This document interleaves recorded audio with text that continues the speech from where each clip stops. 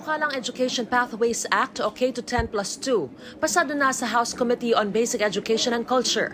Kapag naisabatas, ang mga magtatapos ng grade 10 pwedeng mamili kung gusto nilang mag-senior high o hindi, o kaya'y pumasok agad sa Technical Vocational Program ng TESDA. Sabi ni Committee Chairperson Roman Romulo, kung iniisip daw ng ilan na baka walang mag-college dahil dito, hindi ito mangyayari dahil nais ng mga Pilipino na magkaroon ng quality education.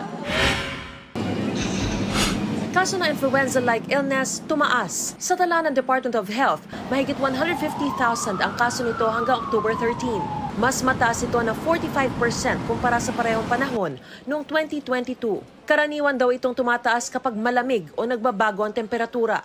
Kabilang sa sintomas ang ubo, sipon, sakit ng katawan at sore throat.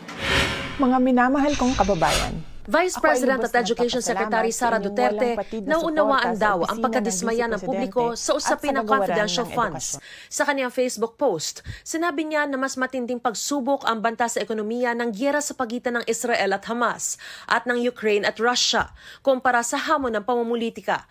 Dapat daw tutukan ng publiko ang paghahanda sa anyay darating na panahon ng taghirap dahil sa pagtaas ng presyo ng mga bilihin.